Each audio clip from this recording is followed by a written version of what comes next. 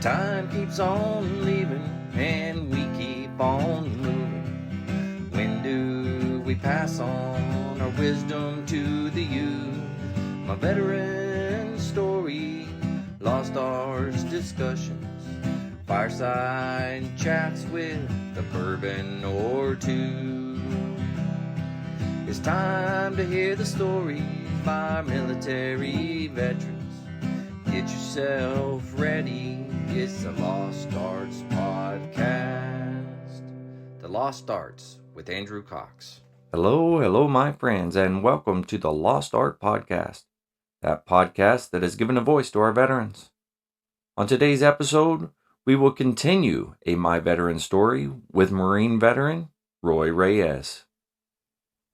But before we get into the episode, are you enjoying the podcast? Then consider becoming the TLA patron. That's the Lost Arts patron. It is through donations that we are able to continue recording the podcast and getting our veteran voices out for all to hear. Just go to the Lost Art website and click on the Become a Patron link at the top.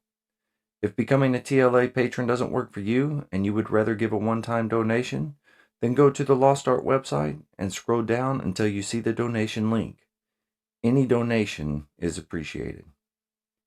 If you would like to be a guest on the podcast and tell your veteran story, then email me at thelostartwithandrewcox@gmail.com.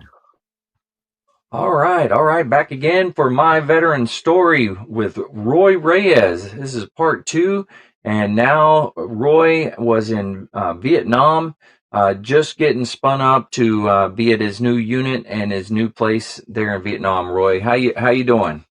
Doing pretty good, thank you. Awesome. Well, why don't you go ahead and jump back in and kind of start telling us about all your experiences there in Vietnam. Okay, so when I get to my new unit in Vietnam again at NWA Combat Base, I was assigned to the Bravo Company 1st Engineer Battalion in support of the 5th Marines. When I was getting settled into my hooch for the day, I walk in there and there's this young Marine who's laid up. He was on light duty, and he had been wounded by a booby trap. He had been caught in a minefield. Oh, okay. And I was the only NCO when I reported, because the other NCOs that had been there had been wiped out by the same minefield. Oh, wow. So, but he was about to get off of light duty, but he was the first one that I bumped into when I walked into my living quarters. Right. And his name Jimmy Phipps, and Okay. he's going to be a very person that's you're going to find a lot of interest in later on in my story. But anyway, Jimmy Phipps, so a young guy from California, 19 years old. So the following day, I was sent out on my first OJT road sweep, mine sweep, looking for mines on the road, and that's where I was able to discover this bomb. Right. That when we set it off, it tore the road apart. They had to bring in a bulldozer from the CBs and patch it back up. Oh, wow. So anyway. So right there, I got a lot of confidence from my commanding officer saying, "This guy's good." Yeah. But actually, it was, I guess, I don't know if it was luck or good, but I happened to do that. Anyway, the following day, went out on a mine sweep again. So when we did road sweeps, we had grunts provide security for us. Right. So we would put a fire team on one side of us, and another fire team on the left walk parallel to us as we walk down the road on our mine sweeps. Right. And they were supposed to stay at least 100 meters away from the road. Right. Because the areas all up and down were saturated with booby traps. So if they came any closer, they were in danger of tripping off booby traps. Oh yeah. So, so they had special instructions when before we started the road trip. Special instructions: don't bunch up, spread out, and stay 100 meters out. Mm-hmm. You're a security, but we don't want you tripping booby traps.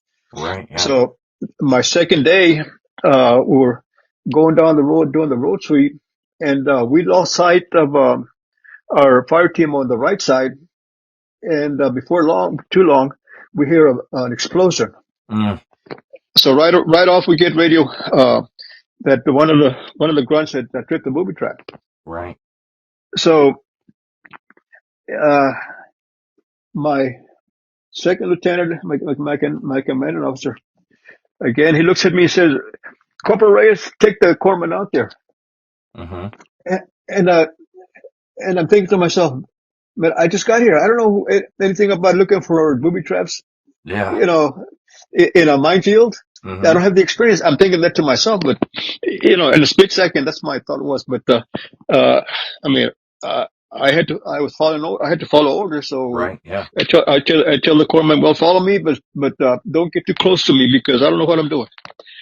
So, well, I told him don't get too close to me. I didn't tell him I didn't know what I was doing. I didn't Yeah. want to Yeah. scare him. Yeah. So, so man, talk about some scary feeling Yeah. because I'm literally in the middle of a minefield Mm-hmm. because that's why they trapped the booby trap out there. Mm-hmm. So that was my first dealing with that scenario. So I Yeah. took the corpsman out there, and unfortunately the marine was dead already. Mm-hmm. So uh, uh, brought him back, and we had tanks that were behind us as additional security. Right. So that was the end of our portion of the mine sweep because it took that time to attend to the casualty Mm-hmm. and bring him back on the road. So we all got on the tanks to head on back to the combat base. Mm-hmm. So I'm sitting on the tank and they bring the dead Marine and set him or lay him down right next to me. Right. And the tank drives off, and when the tank drives off, the dead Marine's hand swings out and lands right on my lap. Mm. That made me jump. I don't know how high because I had never come across a dead person. Yeah. That was the first time, and to feel his hand, it was just such an eerie feeling. Yeah. But so that was my first experience of dealing with that. So uh, so a couple of days of that. Little OJT for me to learn what I was supposed to know. Then I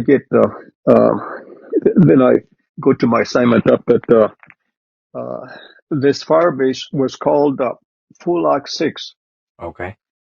and it was overlooking uh, uh, a newly built bridge Mm-hmm. that was the crossing of vital was a river, and there was a vital supply route that crossed the bridge from Da Nang to Anwa. So the Fulak 6 was the fire base and protecting that area. Right. Yeah. So I was that was like about in March that I reported to Fulak 6. Mm-hmm. Well, we had at Fulak 6 we had an artillery battery manned by 2nd Battalion, 11th Marines artillery battery Right. on one side, and it was like an L-shaped uh, uh, uh, uh, like high rise. It's not, not Okay. not exactly a hill, but a high rise, Mm-hmm. and it's in an L shape. So we had the artillery battery on one side, the command post in the center, Mm-hmm. and then engineers. It kind of sloped down a little bit. Mm-hmm. Had our tent for engineers, and then the far side had our infantry, grunt security. Right. I don't Yeah. recall, must have been like a platoon of grunts that were there for security. Right. So that comprised the Fulak 6, that hill. Okay. So every now and then you'd hear the artillery going off Mm-hmm. in fire support, So the sound of artillery going off when it's close enough sounds almost like incoming coming in. Yeah. You know, Yeah. Yeah. the sound. So on March the 19th, Mm-hmm. I've been there like about barely a month, if at all. Mm-hmm. It was past midnight. We were, asleep, Mm-hmm. and we hear noise, whether it was incoming or outgoing. Most of the time you suspect it's outgoing, pretty much, Right. that's Yeah. because that's what it is. So one of the guys gets up and is going to open the flap of the tent. We had tent, Right. and he's, he's wondering what it is because it's pretty noisy. And so then it was incoming, Oh and wow. yeah, and where we were at, right behind our tent, it kind of sloped down, Mm-hmm. and then the concertina wire surrounded the whole, support base. Right. But one round hit right behind our tent. But since it was sloping down, it wasn't, the shrapnel didn't directly go into our tent, but Right. it threw a lot of debris Mm-hmm. into a tent. And the one of our guys that was looking out to see what it was, it hit the debris hit him in his face. He just calls back and he says, "Incoming." Mm-hmm. So we all, I mean, run out to the the backside of the tent because that's where we had our foxholes. We had them pretty Right. deep, so they were big enough for about maybe four of us to get in there. Mm-hmm. So we had a couple of foxholes, Yeah. two or three, and what had actually happened, we had been hit by a battalion of sappers and the supporting elements, and they had infiltrated the perimeter. They were inside the wire. Oh, no kidding. Yeah, and where the mess hall was, there was and this was these were NVA, North Mm-hmm. Vietnam Regular Army. Yeah. There was one of them was shooting down. He had entrenched himself or set up himself right outside the mess hall Mm-hmm. and started spraying all the area in the direction that we were. Right. And in the meantime, they were riding up and down that hill uh, and throwing satchel charges into the hoochies. I mean, Right. it was an all-night drag out. Talk about firefight, Yeah. and Yeah. it was all hand to hand because they were all. I mean, a bunch of them got in. As a matter of fact, uh, they had come in through the artillery battery side. Okay. And by the time they got to our side, the fight was on. Had been on for a few Yeah. minutes, so there was a lot of commotion. Mm-hmm. So they kind of, where we were kind of pinned down because this guy from the mess hall was shooting a lot of bullets in our direction. So we're kind of pinned down. Yeah. So that was from our left, and by this time it was like about 2 o'clock in the morning. It was Mm-hmm. so I in the foxhole, and the guys who were in there, I mean, they were scared. They Mm-hmm. were. You could tell by their conversation they were broken up, and Mm-hmm. they were, obviously pretty shook up about the whole thing. Yeah. But Absolutely. I see this bayonet crawling up, uh, like towards the opening of our foxhole. I see this Right. bayonet. Um, so I grab it uh, to kind of push it away, and it was this one of the grunts was crawling up and trying to find something to hide under also.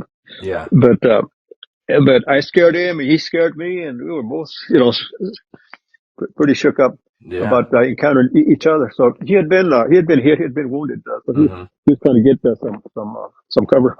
Right. But Yeah.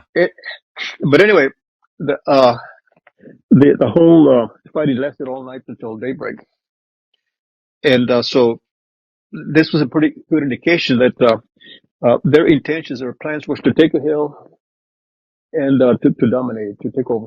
Yeah. Absolutely. And from there, whatever other plans they had for the bridge, to destroy the bridge, because they had to take the hill before they could, have a free hand at destroying the bridge. Yeah. So the next morning, daybreak, uh, everything's pretty much quieted down. Mm-hmm. But as I'm coming out, walking towards up the hill, I hear a lot of commotion, and there was an NVA that was spotted in between the concertina. Oh, no He, way.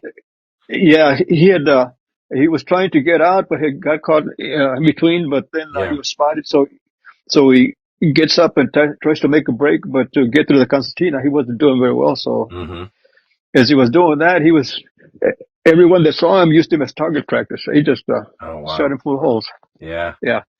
So then there's some commotion in the in the mess hall. Mm-hmm.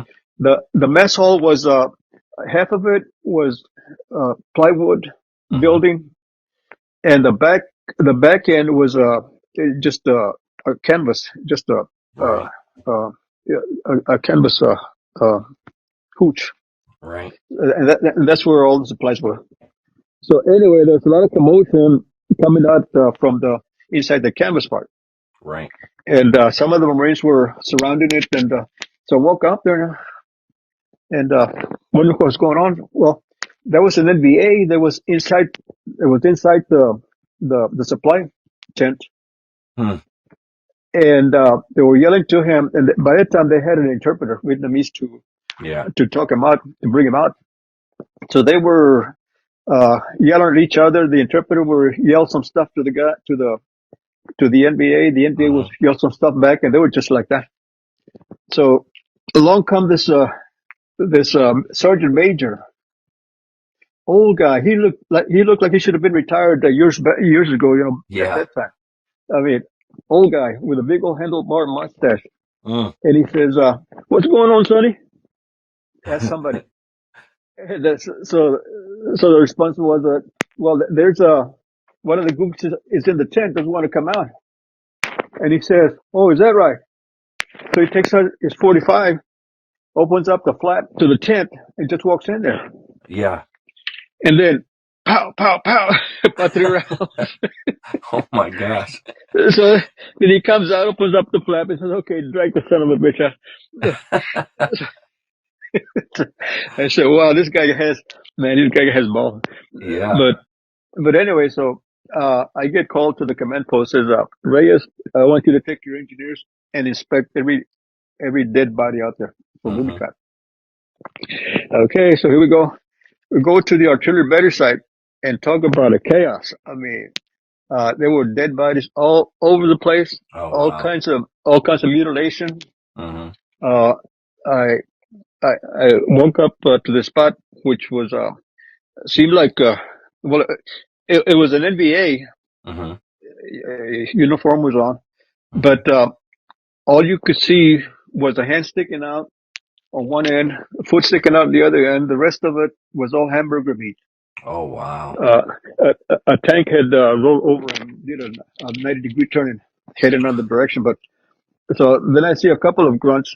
They have this other NBA, Mm-hmm. and they say, "Look at this, look at this." So they pull his hair back, and you can see inside his skull, Oh, wow. the brain was gone, Mm-hmm. and that's just walking towards where we're supposed to, where all the other bodies were pretty much concentrated at. They were supposed Yeah. to be checked. So along the concertina, you see bodies dangling, half bodies dangling. Mm-hmm. Uh, a lot of NBA on the ground. You had to pick up, turn over and Right. inspect booby traps. So at times you weren't sure. You had to get a grappling hook and kind of uh, cling it to the one side of the body, and then from a distance pull it over, to Yeah. inspect this front side. So anyway, the whole thing was just chaotic. So Mm-hmm. the end result that when it was pretty much said and done, Stars and Stripes was there. So they were asking, well, how many NBA did you find inside the wire? Well, ask the engineer over there because they were checking them all out. So they they looked for me. They asked me how many had we killed inside the wire, Uh-huh. and I had no idea, but I knew there were a bunch of them. So Yeah. I said, I don't know, about 200. So, so, so when I read Stars and Stripes when it came out, it had me quoting 200. Oh, really? Yeah, yeah. Uh, the actual count that comes out in reports is more like uh, at least 70, but Yeah. it was an estimated, but at Yeah. least 70 bodies. And I don't know if it was 12 Marines that were KIA or it was in the teens, 12 Yeah. or 18, something like that, and Wow. 40 WIA. Mm-hmm. But so, but it was a big thing. It was a very big thing to Yeah. where uh, when when we were picking up all the dead bodies, uh, they would put them on these mobile carts called mules, and Mm-hmm. the mules were transport for the 106s, recordless rifles. Okay. But they made for a good platform to stack bodies and take Mm-hmm. them out of the perimeter. Right. So they took them out right outside the perimeter and bulldozed a hole, and they just dropped them in there and just covered them up. Yeah. But while that was happening, and our mine sweep, our road sweep was canceled because we were too busy, checking out. They even had us check out vehicles for Mm-hmm. booby traps and all that stuff. Yeah. So, but as that was happening, I was pretty much pretty much done with that, and just checking out all these bodies being taken out. I see a bunch of helicopters flying in, Mm-hmm. 53s, 46s, Oh, wow. or 40, what is it, 48, 46 anyway. 46. Uh, Yeah. yeah, so at a distance, they designated a landing spot. Mm-hmm. So lo and behold, I never saw so many brass, generals, major Really? generals, yeah, full birds. I mean, full of them. Mm. And coming up the hill, lo and behold, was General Orman R. Simpson. Oh, really? Yeah, who I had Wow. met when I was in the band at Paris Yeah. Island. Yeah. Yeah. So Yeah. he's coming up the hill, shaking everybody's hand, congratulations, job well done, all this stuff. Yeah. So he comes up and shakes my hand. So, Yeah. so I was tempted to say, well, this is my second time, General, because I've shook your hand before, but I didn't go Yeah. that distance. But that's what I was thinking. Yeah. But lo and behold, look at you. Wow. We're in the same place the second time around. So that was a pretty scary moment. Oh, yeah. Very, very tense, and it just. I read a report later that the same blueprint was used uh, um, uh, in February Mm-hmm. of the same year up in the Ashall Valley. Mm. The National Marines had a fire base, and it was called Fire Base Cunningham. Mm-hmm. And they had gone through the same blueprint that they Wow. used uh, to try and take Fulak 6. Yeah. Uh, and the NBA had even rehearsed before they attempted the same thing at Cunningham. They had even had it rehearsed, and reason that was found out because uh, uh, uh, documents were found in one of the dead NBA showing blueprints of the that led to the impression they had rehearsed the whole Wow. uh, Sapper attack. So Yeah. because when I read the report, it was the exact uh, uh, the way that it was the same way that the NBA did over there that they tried to accomplish it Yeah. at Philip 6. So it was a trained group that tried to take that hill, and That's crazy.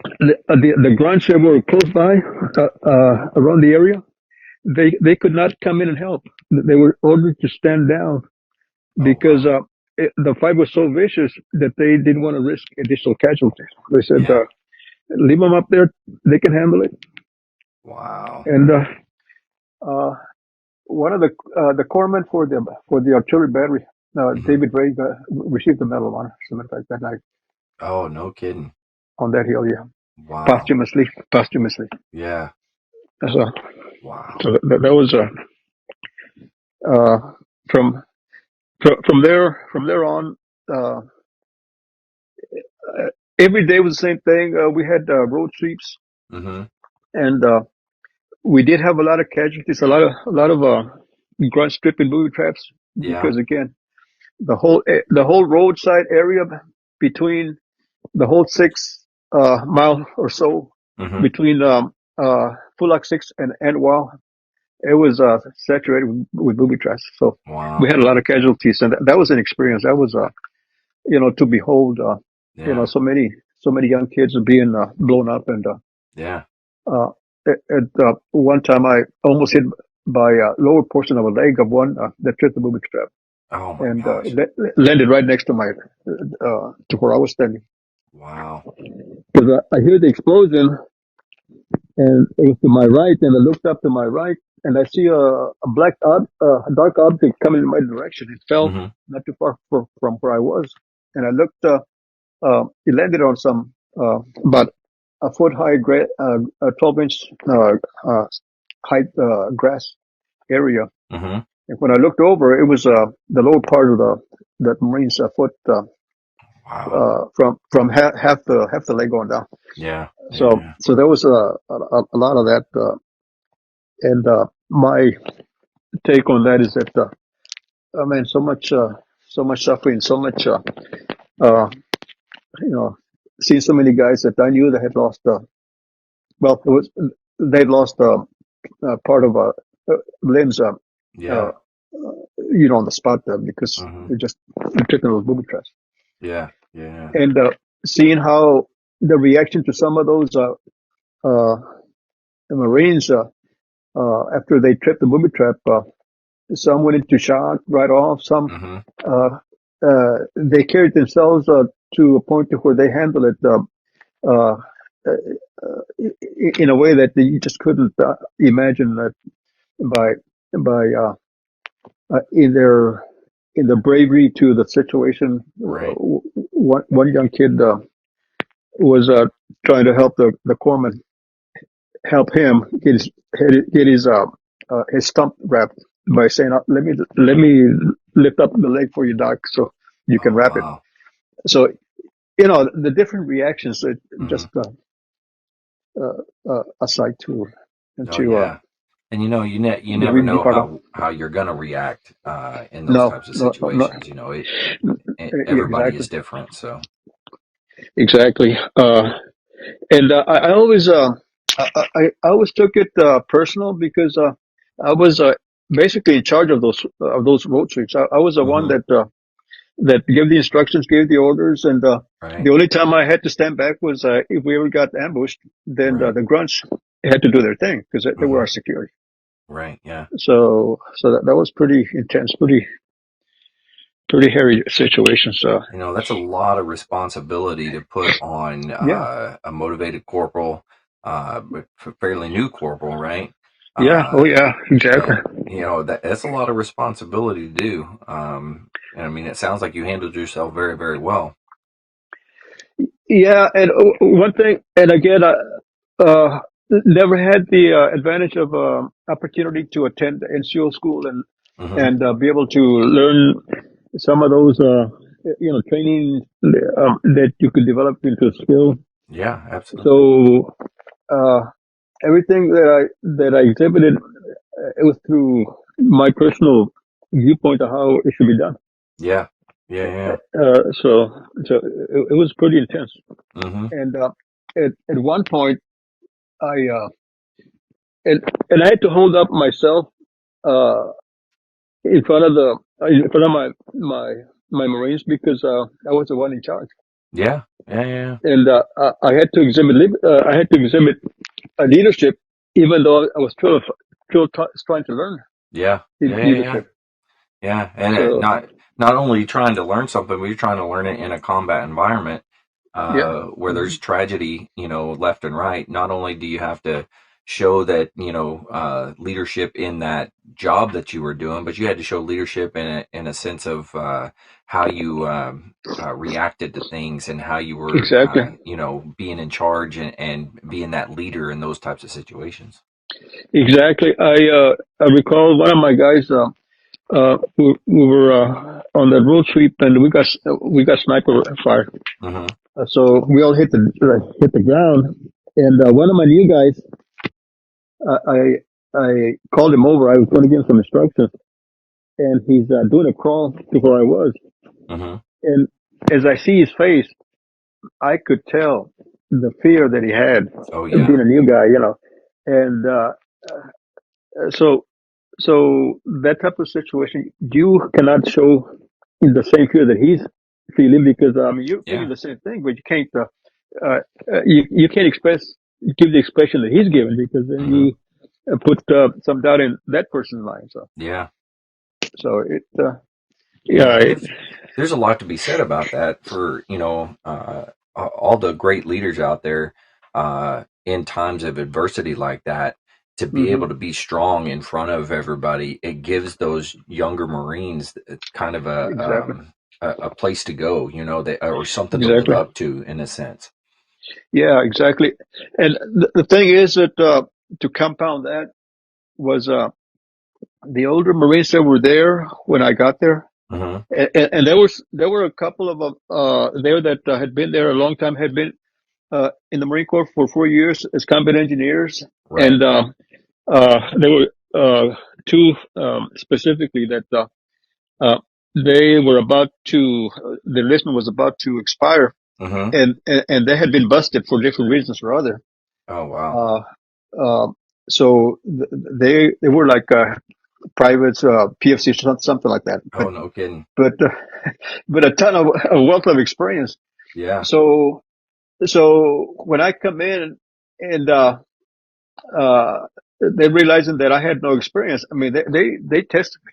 Oh yeah. They Yeah. they they I'm wrote sure. they wrote me. They Mm-hmm. tested me. They wanted to find out what I was all about, Mm-hmm. and Yeah. that was hard trying to show a standard to somebody that had experience when I had no experience. Wow. But I used them to learn, and I used it tactfully to where uh, I, I wasn't uh, looking for the experience in a sign of weakness, but in Mm-hmm. a sign of strength. Let's help ourselves because Yeah. we have a job to do. Yeah. And Absolutely. and, and I admitted to them that I didn't have the experience, but that's why I depended on them Mm-hmm. to help me to develop that experience. And through time, I earned the respect, and Mm-hmm. it turned out okay. Oh yeah, But for sure. And but that's what very smart on your part, to just kind of level with them and say, "Hey, look, I don't have the experience, so I'm gonna have to rely on you." yeah. That's very commendable, and demands respect at that point because you were able to do that. Yeah, yeah. Let's set the standard. Let's set it straight. We're in this together, type of Yeah. thing. But I at one time I broke down. I broke down Mm-hmm. literally. But I felt it coming on. Mm-hmm. Uh, it wasn't any environment of danger, Mm-hmm. but I uh, we were doing some kind of project on base, Yeah. and then got word that uh, wasn't one of my wasn't one of my days that I was on mine sweep. Somebody Mm-hmm. else had it, but they had missed a mine, and an Amtrak had run over it and Oh man. messed up all the guys that were there pretty bad. Yeah. So when I got knowledge of that, something just hit me. Uh, I felt like I was breaking down just thinking about it. So I had to walk away, walk off, Mm-hmm. and just go on my own to myself. And I literally broke down. Uh, Wow. I don't remember. Uh, well, you ever saw the movie Private Ryan? I think Yeah. Saving Private uh, Ryan. Saving Private Ryan. Yeah. Mm-hmm. Tom Hanks. He was the captain, That's right. and it shows an episode where he totally breaks down. I mean, he Mm-hmm. just couldn't control all the emotions, all the anxiety, everything just built up that he just couldn't hold it. It just came out. Same Yeah. thing. The very same thing happened to me, as a matter of fact. And once I went through that episode and I collected myself, I was okay. Yeah. And It I was think that's an weird. important part of being able to cope with and understand things. I think everybody really at some point in time goes through that. You can only handle so much Yeah. mentally, Mm-hmm. uh, and at some point, something has to give, and Yeah. it happens. It Yeah. happens. So, Absolutely. but uh, I I uh, I felt a lot of pride at the same time Mm-hmm. as things were you know uh, were occurring on a daily basis. Whatever it was, we completed a successful mission. So Mm-hmm. pride. Uh, we would uh, uh, we would take turns. I was in support of the First Battalion, Fifth Marines, all the companies, Mm-hmm. and the battalions would take turns in securing that Liberty Bridge Full Out 6, the route all the way to Anwa, Mm-hmm. uh, while another battalion would go into an area that was called the Arizona Territory. Okay. And the Arizona uh, was a sanctuary for the NVA regiments. They come in and have a free will. That was their sanctuary. Oh, no And kidding. so we would take turns in going in there and get them out. You Yeah. know, getting rid of them. Right. So, but as soon as they moved out, another regiment would come in. Mm-hmm. So it was just that kind of war. You took over a territory, you let it go, then they come back in. Yeah. So same thing with Arizona. So before uh, um, one time when the first battalion was going out as a battalion, uh, I get called into the battalion meeting. Mm-hmm. All the staff, all the officers, all the senior NCOs All right. were in the staff meeting prior to going out in operation, and there's me. I'm in the staff meeting, Mm-hmm. and I'm thinking, you know, 6 months ago, whatever, I was in the band, the music school, Yeah. and now I'm in a staff meeting going into an operation. Mm-hmm. I said, this is crazy. This is wild. But at the same time, I felt a lot of pride being part of that. Yeah. Absolutely. Uh, because stakes are high Mm-hmm. and responsibility is high. So and you're functioning as a Marine. Yeah. You realize, this is what it's all about. Yeah. Absolutely. Uh, Yeah. I had a great time with the band, awesome time. Mm-hmm. Uh, Never regretted. As a matter of fact, I went back to the band when I got back Oh, because I really? still, yeah, because I I was left with the MOS of musician, Mm-hmm. given the new MOS, so I actually had two MOSs. So Oh, okay. yeah, and I would even be called in by the commanding officer Mm-hmm. and for planning sessions on how to deal with the booby trap situation with the Right. minefields and how could uh, uh, they use personnel in minimizing in situations to minimize casualties. So Right. I would be called in on how to plan different strategies. So that was that felt good. The fact that I was doing that. That was so it was a combination of in my experiences, combination of pride and all that, Mm-hmm. and then a combination of uh, seeing all the suffering, it was tragedies and all that stuff. It was an experience. Oh, yeah. Yeah. Yeah. And then how you said you were in Vietnam for 1 year? 1 year, yeah. Mm-hmm. Uh, that was one time went to had a pretty scary incident. Uh, the first battalion was given through time your assignments varied, and your areas of responsibilities shifted Right. to different areas.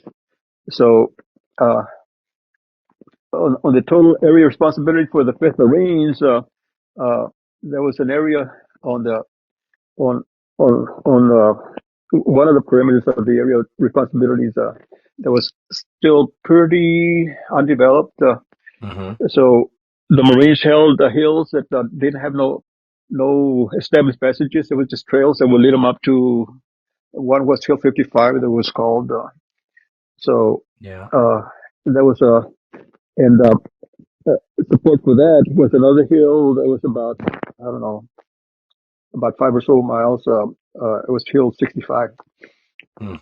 and so to take supplies up to 55, we had to do a mine sweep.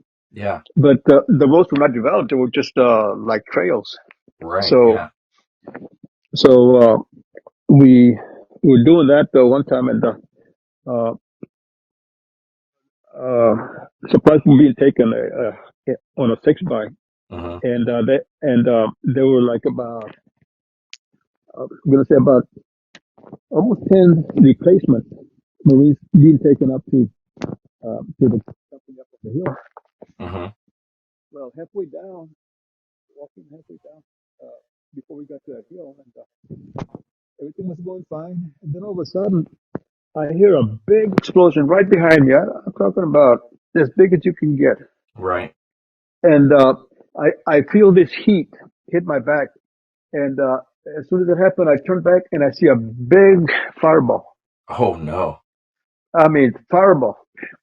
And Wow. I knew what was behind me. It was that 6 by Mm-hmm. with a bunch of supplies and a load of Marines, Yeah. on top of those supplies.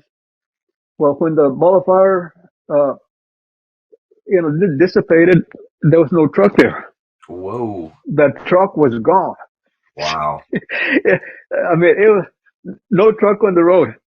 So Holy I looked to cow. the side, and you see a shell of a truck uh, out of the elephant grass, Yeah. barely sticking out. I said, "Oh Uh-huh. shit, man! That hit a mine." Okay, Wow. so we go over to.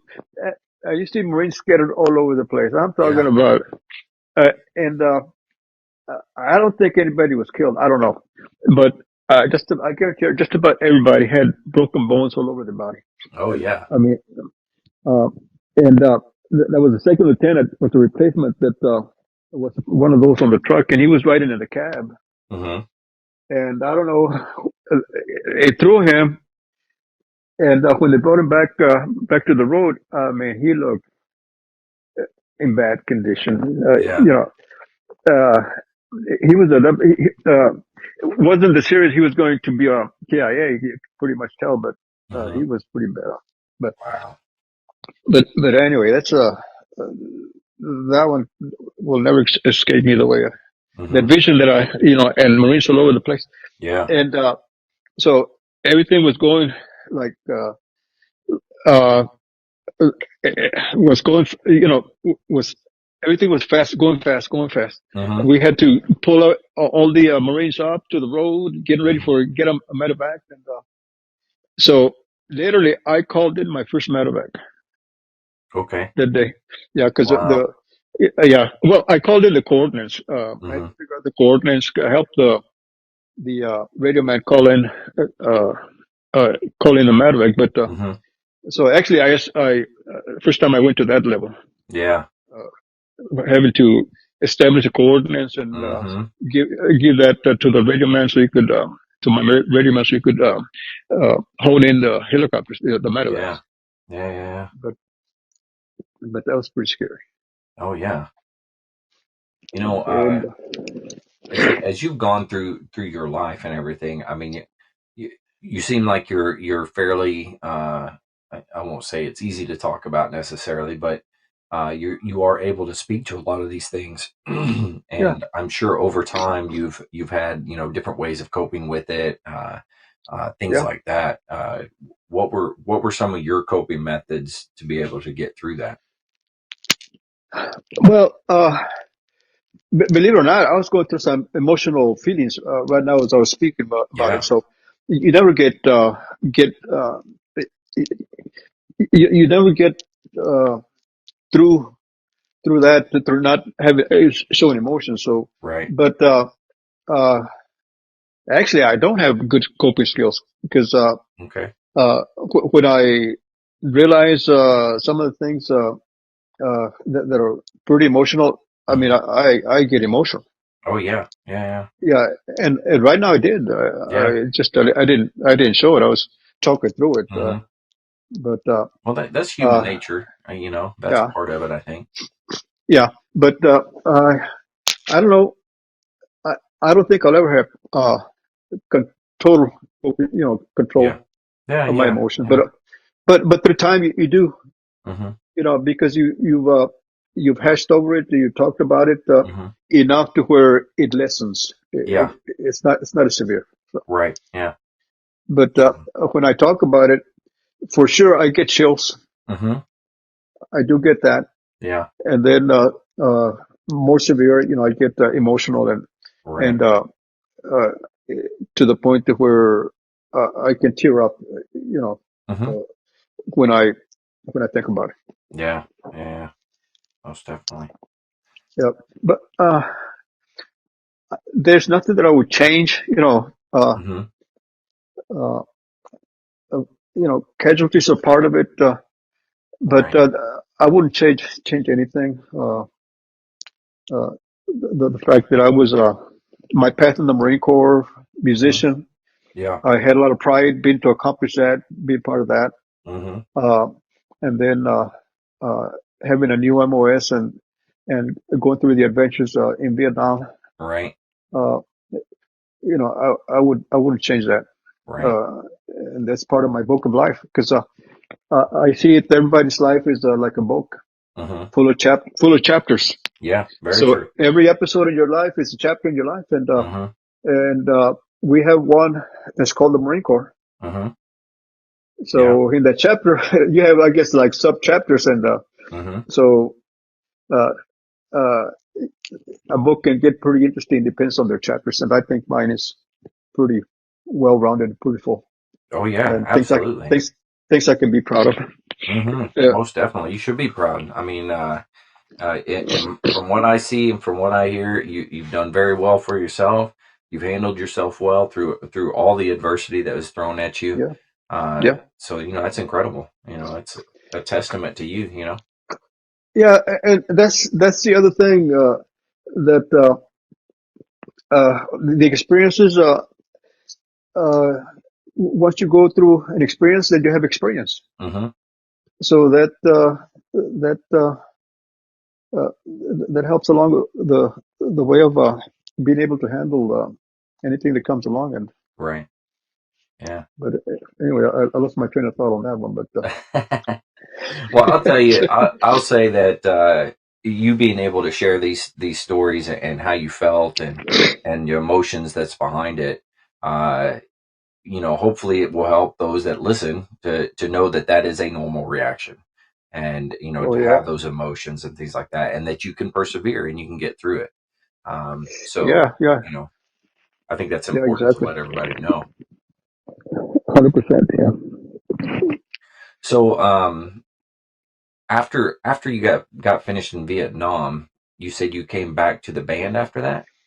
yeah. I was my next duty station after that was the 29 Palms. Oh yeah, yeah, Yeah, 11th Engineers, I think, was there. There was yeah. Uh-huh. so I was assigned to them.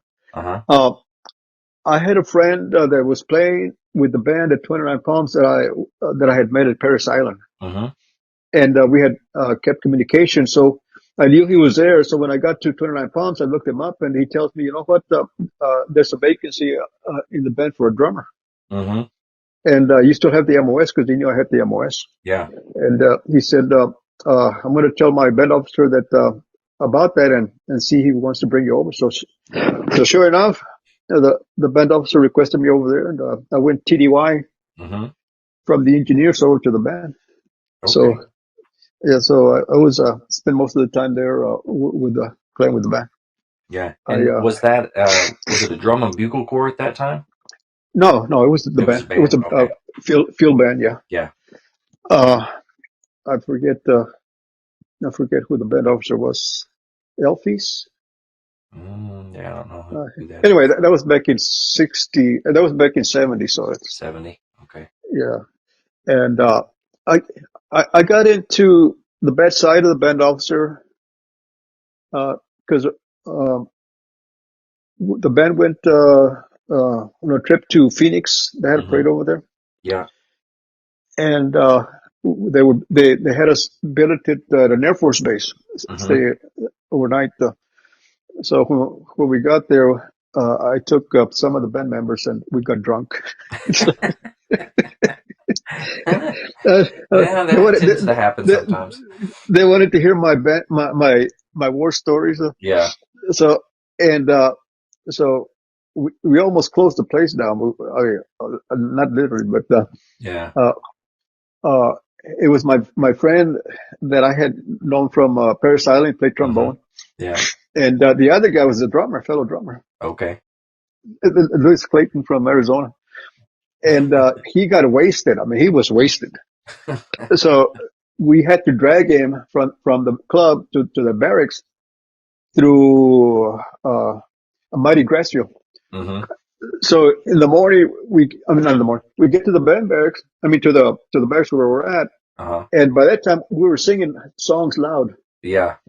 So the staff came out and said, "You all behave, shut up, and get to bed." Okay. So the next morning, man, I had a hangover big time. Yeah. And Clayton, the other drummer, he still had his muddy shoes from the night before. So, so the drum major looks at him and he just gets on his case. But they knew who was behind it. They knew it was me. Yeah. Yeah. Yeah. So the band officer didn't take that Yeah. very, very kindly. Yeah. But, so, but, pretty soon after that, I got called by my parent unit, the engineers, and they called me over because they wanted to inform me that I was eligible for an early release Oh because wow. Okay. at that time, because my enlistment was for 4 years, Mm-hmm. and at that time when that happened, I had 14 months left to go my enlistment. Oh But really? the information was that my MOS, combat engineer MOS, Mm-hmm. was being reduced in force by 2/3 Oh wow. because of the pulling that time we're pulling out of Vietnam. Mm-hmm. So my MOS was pretty much regarded as a combat MOS. So Right. it Yeah. was being reduced, and anybody over 2 years was eligible for early release. Wow. So when they gave me that information, and my question was, well, how soon can I get out? Yeah. And the response was, as we speak. Oh, no I said, kidding. wow, yeah, really, exactly. Yeah, my Wow. reaction exactly. So I'm at a crossroads, my mind racing as to Mm-hmm. what do I do? What do I tell them? Yeah. If I tell them, no, forget it, I want to stay in, I lose that opportunity. But at the same time, if I get out, is it really what I want to do? But Yeah. I got to make a decision. So my decision was to, I'll get out. Yeah. So I was out of active duty release. I was released from active duty like about 2 weeks later after Okay. that. And that was in 70? That was in '70. Yeah, Yeah. middle of May in '70, Okay. May 15th, '70. Gotcha. Yeah, and yeah, So what happened with you once you got out? Like, where did you go? What'd you do? I I I I, I came back to San Antonio and Mm-hmm. right off started looking for jobs, and you know uh, there was there was no respect for Vietnam veterans at the time, so Yeah. they could care less. I would be offered jobs at what kind of job is that? They're being offered. Uh, so I was going nowhere Yeah. uh, fast. But then I find out that the high school that I went to, which was a low economic advantaged area, Mm-hmm. had gotten a grant to train or to put to the school uh, students from that area Mm-hmm. to obtain a teaching degree and go back and teach in that Oh, school no district. kidding. Okay. Yeah, and 10% had to be veterans. Mm-hmm. So so when I found out about that, I applied for that program and I Mm-hmm. was accepted. So Okay. so I got out in middle of May, and the program started in June. So uh, not too much after I got out, I started my education. I Yeah. went to college. Okay. And you went to college Uh, there in San Antonio? in San Antonio, Yeah. I had a hard time because I did went through some heavy bouts with PTSD, which I didn't know what it was Yeah. because it wasn't recognized at the time. It didn't Yeah. take about 10 years later that it was recognized and exactly, you Mm-hmm. know, what it was. So I I, uh, I had a hard time uh, personally and trying to get through my education, which kind of suffered, but I managed to get my degree. Yeah. Uh, so that uh, that worked out okay, getting my degree. And but with that, I went to work in the social services area. So and specifically, I went to work with veterans programs. Oh, no kidding. Okay. So I put in like almost about 20 years working with veterans programs and assisting veterans transition out of active duty and find Yeah. jobs and get into education, working with homeless veterans. Mm-hmm. Uh, and in between, uh, I retired from the city of San Antonio. I worked with the health department, working with Center for Disease Control. Okay. So I retired there. So I worked with veterans programs. Part of that, I worked with the city, retired from there. Went back to working with veterans programs, and Mm-hmm. that was my last employment uh, Okay. scenario situation. So, Very nice. but I got involved a lot with veterans programs, services, community services. Mm-hmm. I was selected as a Vietnam Veteran of the Year by the San Antonio Greater Chamber of Commerce Oh, wow. back in the late, I think in '89. Okay. Uh, uh, I was selected to my school district's what do you call it? Uh, Hall of Fame. Hall of Fame for my school district, which is comprised of three high schools. Oh, okay. Uh, because of my community services and Yeah. veterans, Mm-hmm. being a veteran stuff. And so, all in all, it shaped up. It took a long time Mm-hmm. to get through my adventures and experiences from the military because of Yeah. what I had gone through. But I survived, like you said. I survived and Yeah. done pretty well. Uh, I I'm still pretty involved with veterans programs, Mm-hmm. homeless veterans, and very active and do whatever I can to work with those programs and veterans. And Very good. and and that's why I travel now that because I'm pretty much retired, don't work. Yeah. Uh, so I like to travel and visit Marines. Yeah. I feel I I feel at home. Uh, I feel that's my family, that's my kind. Mm-hmm. Of course, a Marine's always Marines type Yeah. of thing. Yeah. So last last year I went to uh, uh, I visited San Diego. I visited Mm-hmm. Miramar. Visited Camp Pendleton. Okay. Uh, I'm pretty close to the band officers and masters and uh, Band masters now. band Yeah. Mm-hmm. masters of each. Mm-hmm. And same thing at Paris Islands. I've gotten pretty close. Okay. I attended the Marine Corps Ball, the West Coast Yeah. bands. And Uh, are you a member of the Marine Corps Musician Association? musicians, I Yeah. am a member of them, and Okay. I'm also a member of the Band of America's Few. Okay. Yeah. Yeah. Yeah. Yeah, played a concert with them in Kentucky Okay. this past November. Very nice concert. Yeah. Yeah. Yeah. Yeah. So That group gets around pretty good. They do quite a bit. Yeah, yeah, it's awesome. Awesome sounding band. Yeah. I've been with them for about 3 years now, Okay. and had a great time. Yeah. Very So nice. so I'm doing those kind of things, and because I even though I left the Marine Corps, I never left the Marine Corps. I was absent, physically, well, mentally for a while because of Hmm. you know the effects of being involved in in the environment that I was in the Marine Right. Corps. Yeah. You know, definitely affected my life, Hmm. uh, social, private. Hmm. Uh, I went through the divorce situations a couple of times, that type of thing. Yeah. So, so definitely went through those. But uh, things have uh, got to where things have worked out, and Yeah. Definitely. things are good. So, Yeah. Well, I have to tell you, uh, I'm very impressed with your story. I'm very impressed with everything that you've done, not only in the Marine Corps, but after the Marine Corps, and the veterans and helping the veteran community and stuff like that is absolutely mhm, incredible. of course. Mhm. What is something that if you were going to leave all the listeners with something, what is that thing that you think you would want to leave them with? Well,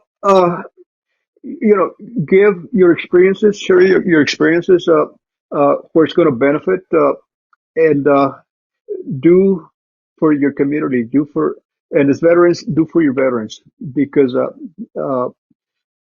they're in a situation where you were at one point, Hmm.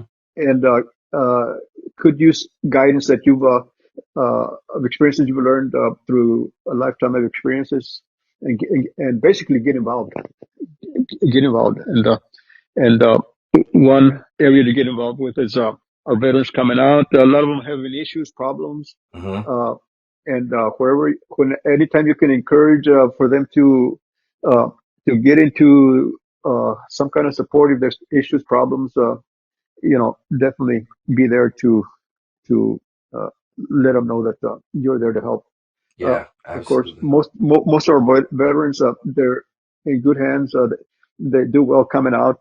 So uh, you have to encourage each other. When the uh, desert storm came around, Hmm. uh, uh, we veterans were actively demonstrating, showing that we supported our troops. Yeah, And whatever happened to us, we didn't want that to happen to them. yeah, Uh, very true. so so, but uh, definitely use your experience to get involved uh, for the right reason, for the right cause. Right. That's great advice. Roy, thank you for coming on the program. Thanks for telling your veteran story. From me to you, I just want to say welcome home. I know that when you guys came back from Vietnam, it wasn't necessarily a good welcome. Yeah. So I feel it's important to say that to you. So I appreciate everything that you've done for this country, for the Marine Corps, and for all the veterans out there. And you are definitely somebody that everyone can look up to. So thank you for what you do. You're welcome. And on that note, I've had uh, kids kids come up and tell me That's thank awesome. you for your service. Yeah. Kids. And I had one not too long ago. I think I was at Disney World. I had my jacket on, Hmm. which has a bunch of patches. Yeah. And I I know that their parents point them out and say, give them good uh, uh, guidance, and uh, show them what the right things to do. And I'm sure that Yeah. the parent says, that's a veteran. Go say thank you. But the little girl must have been like about 7, 10 at the most, and comes up Yeah. and she tells me that. But I could see in her face that she was sincere about it. She was Very nice. actually actually meant it, and it Hmm. really hit me. I after she left, I I think to myself, uh, I need to find the little girl and tell her thank you, that it meant a lot, because I didn't Yeah. say enough by saying thank you. Yeah. So Yeah. Oh, so that's that's awesome. yeah. So anyway, but you're welcome on your thank you. I appreciate that. Yeah. Well, hey, Roy, it's been fantastic having you on here. I'm sure that everyone that's going to tune in is going to absolutely love your stories. And you did a fantastic job on the podcast. I appreciate it. If there's anything you ever need from me, don't hesitate to reach out. You got my name, you got my number, all that type of stuff. So I'm Okay. here for you. Oh, and I forgot to mention earlier. I had mentioned the name of Jimmy Phipps Yeah. when I first reported to my unit at Anhua in Vietnam. That's the first person that I bumped into when I walked into my barracks. Right. Yeah. Jimmy Phipps was on light duty because he had been injured from a booby trap. Uh-huh. So when I was sent to Fulak 6, take over that unit over there, Right. he went with me. So he Right. was with me until an episode, and he received the Medal of Honor for this. But Wow. Jimmy Jimmy Phipps was a 19-year-old from Culver City, California, Uh-huh. and he was a very uh, can-do type of Marine. Mm-hmm. He was always volunteering, always wanted to help. When we were on a road sweep, mine sweep, same thing. And one of the security hit a booby trap. Mm-hmm. Without hesitation, he would jump up and whatever he was doing, if he was on a mine detector or whatever, he was ready to take the corpsman out there, Right. which was Yeah. which was a dangerous situation because Mm-hmm. if our security hit a booby trap, that meant that there were other booby traps up there. So in essence, it was a minefield. Wow. So Jimmy Phipps was ready to take charge and take the corpsman out there. Right. Yeah. So we had two engineers assigned to every company, Mm-hmm. uh, and I had a vacancy. One of the companies, I think it was Charlie Company, needed the second engineer out there. So I mean, nobody wanted to go out with a grunt company because they were subjected to all the hazards of a grunt company Right. because they were part of the element of a grunt company. So when I had to send somebody to Charlie Company. Mm-hmm. I asked for volunteers. I said, "Who wants to volunteer? If not, I'm going to have to pick somebody." So Jimmy Phipps realized that nobody was interested, so he said, "I'll go." Right. Yeah. So he went with Charlie Company. About a week later, not too much after that, he got report that he was KIA. Oh no. Yeah, and later we found out the details, Mm-hmm. and later we realized that he had received the Medal of Honor. Oh wow. Yeah, out in the field, uh, his company was running across a lot of uh, booby traps and Mm-hmm. hazardous structures or rather devices. So there were so many that he ran out of C4, which was what we used to detonate any device he wanted to detonate. Right. So he used alternate means of exposing of that ordnance that they found, Mm-hmm. and it was had a secondary device booby trap that Oh was set no. up by So when he was trying to rig something to set up of an explosive, he was trying to rig a hand grenade Okay. to detonate the hazardous device. Right. So it went off. When it was doing that, he triggered the secondary device. Oh. So when he realized what had happened, he had a security around him. When he realized what happened, he immediately jumped on the explosive device, which was pretty substantial. And Right. so, in other words, he took he protected the others, so he put his life on the line to do that. So he got the Medal of Honor. Right. Yeah. Wow. That's So incredible. yes, so I meant to add that, and I just forgot. to mention that in the discussion that we had yesterday. Yeah, no problems. Yeah, that's awesome. Thanks for sharing that. That's definitely a powerful story. It's Yeah. incredible. Anyway, I did receive a promotion to E5 in June of '69, so it was pretty rapid promotions that I got because I got my E4 in December Hmm. prior to Vietnam, and 6 months later, I was promoted to E5. Wow. I So guess you were doing the right things then. I guess so. Apparently somebody's looking at what you're doing. You don't realize it. Yeah. Uh, and on my evaluations, I noticed the one thing that my commanding officer put that I was above average in technical handling of Marines under uh, my responsibility. Right. Yeah. Very So nice. I guess that all helped them getting Yeah. promoted. Yeah, absolutely. But Awesome. Awesome. anyway, traveled to some of the some of the bases, visited some Marines, especially with the band, Right. Yeah. and uh,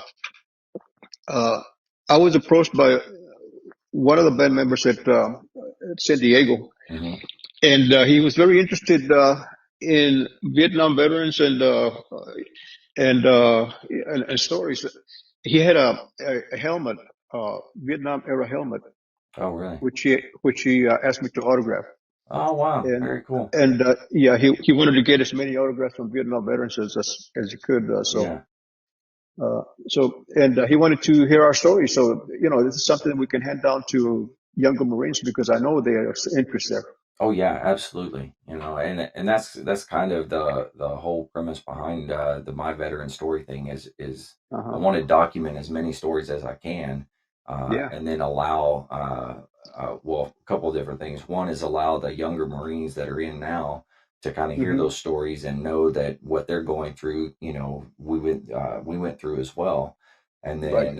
And then also for the veterans just to be able to kind of tell their story, so maybe their families or their friends or other people, because not all veterans will sit down and just tell their story. That uh, is very true. but doing it in an environment like this, you're by yourself, you're just having a one-on-one conversation. It tends to open up a little bit more, Yeah. and then your family get to hear a little more insight to what kind of took place. Oh, yes, definitely. So So I really appreciate what you're doing because it's really doing good in the way perspective that you put it. anything else Well, you'd like to say? no, thank you, Andrew, and thank you for the opportunity. Uh, I was trying to think of the things that happened as I was talking. So, Yeah. but there could have been a lot more I could have shared. Uh, so Well, we'll have to have you back on at another time for sure. yeah, sure. Anytime. Okay. I'm open to any time. So, but thank you Okay. for this Awesome. opportunity. To all the listeners out there, I want to thank you for joining us on today's podcast. As a reminder for all veterans, if you are struggling and need assistance in any way, please reach out for help. The VA has an incredible website and helplines to assist you in your time of need. Just go to the veteranscrisisline.net. That's the veteranscrisisline.net. There are several ways of reaching out for assistance through the VA. For a crisis emergency, just dial 988 and then press 1. Again, dial 988 and then press 1. You can also chat online by going to veteranscrisisline.net and clicking on the chat icon. You can also text for assistance at 838-255. Again, that's 838-255. All calls are confidential and you only have to discuss what you feel comfortable discussing. If you are in need of help, don't hesitate to call. You matter to me and all of your veteran community. One veteran suicide is one too many. Thanks again for tuning in. Don't forget, there are new episodes of the Lost Art with Andrew Cox podcast daily, Monday through Friday. Stay motivated and change your socks.